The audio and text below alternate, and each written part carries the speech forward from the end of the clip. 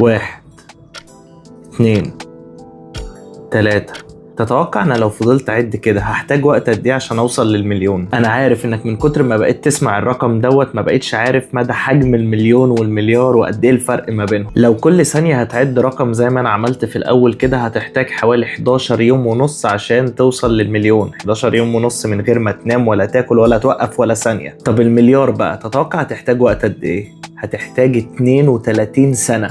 32 سنة. يعني المليون كان 11 يوم ونص، المليار 32 سنة. انت فاهم الفرق ما بينهم قد ايه؟ او شركة بالم هيلز باعت في اسبوعين بس ب 75 مليار جنيه. انا عارف انك ممكن تكون قريت الخبر ده، بس انا متأكد ان بعد ما شرحت لك انت فهمت قد ايه الرقم ده كبير. ال 75 مليار دول لو قعدنا نعدهم زي ما عملنا في الاول كده هنحتاج 2400 سنة. انت متخيل؟ زمان كان السوق بيقيس قوة وحجم المطور بحجم مبيعاته. النهارده السوق بيقيس قوة وحجم المطور بقد ايه التزامه في التسليم وسرعة التنفيذ. وطبعا حجم المبيعات ده جزء مهم، بس سرعة التنفيذ والتزامه في التسليم دول اهم حاجتين دلوقتي لقوة المطور. وللأمانة شركة بالم هيلز وكذا شركة موجودين دلوقتي قدروا يحققوا المعادلة الصعبة دي، سواء بحجم المبيعات او بالالتزام او سرعة التنفيذ. ودول الشركات اللي هتلاقيني دايما بحاول ارشحهم لك لو انت عايز تشتري، عشان تبقى ضامن ومطمن على فلوسك، وابقى انا ضميري مستريح تماما وانا برشح لك اي ترشيح.